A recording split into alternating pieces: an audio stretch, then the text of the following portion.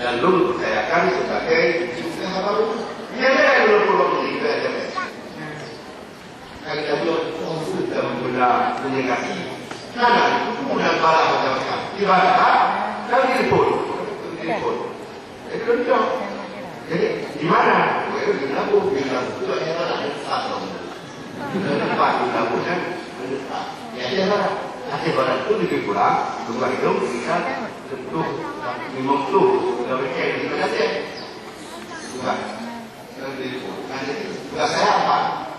Apakah nanti oke menjadi yang bukan? Sudah dia boleh lalu yang perlu yang lebih mahal jadi ada yang sekarang itu juga sebenarnya itu begitu saja.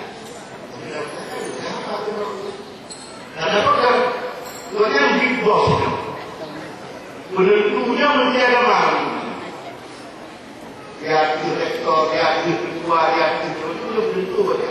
Menyediakan pusat komunikasi ketua sudah kemudian dong sudah seperti ini dari kerja dan namanya pun sudah terbentuk dan ada itu buat yang untuk kami jelaskan tambahan yang masyarakat Pak Menteri tempoh hari sudah dengar dia di tentang pendirian sama ramai kayak Pak Bali sudah menurut sama ramai saja belum dengan bukan dia daya bukan dengan daya cukup aspiratif cukup sangat diinginkan berkenaan dengan pendirian saya kira secepat mungkin proses awal apalagi Pak Menteri tadi menyampaikan bahwa sejauh itu persyaratan dan itu tidak ada masalah. InsyaAllah saya.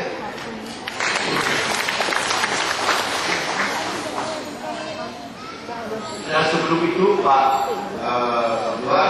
teman-teman yang memungkinkan pada tanggal 26 bulan ini bulan November bukan Menteri Agama yang mudah negara untuk membuka makanya ada seni Departemen Agama Provinsi Aceh di Aceh Tenggara dan kemudian Bupati luar biasa yang penerbangan dari Medan jadi ke Aceh Tenggara kemudian Medan dan kemudian Bupati penerbangannya jadi karena mampu daripada depan dari negara dan provinsi dan Bupati membuat Medan selanjutnya untuk negara betul kali. Nah kesempatan tahun itu yaitu pertemuan dengan ulama, pertemuan dengan tokoh-tokoh masyarakat ini dengan Pak Samsak sebagai pengantar tadi. Boleh saja pada hari itu surah itu bawa surah Pak Batinya, mereka itu jalan. Kalau ini mereka itu jalan, sebab kalau tidak jauh ini itu yang jalannya dapat cepat.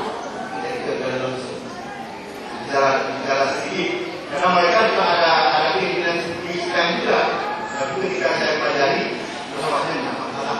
Lalu apa puasa itu di sini awal. Ini tidak kali ini. Itu hanya mobil berkumpul. Jadi itu kalau ada waktu berkenan juga menghadiri acara kita dengan agama ke Aceh Tenggara pada tanggal 26 bulan. Kuno berbuka di Pak Tertua untuk ikut bantuan dari pemerintah. Kedua di semua wakil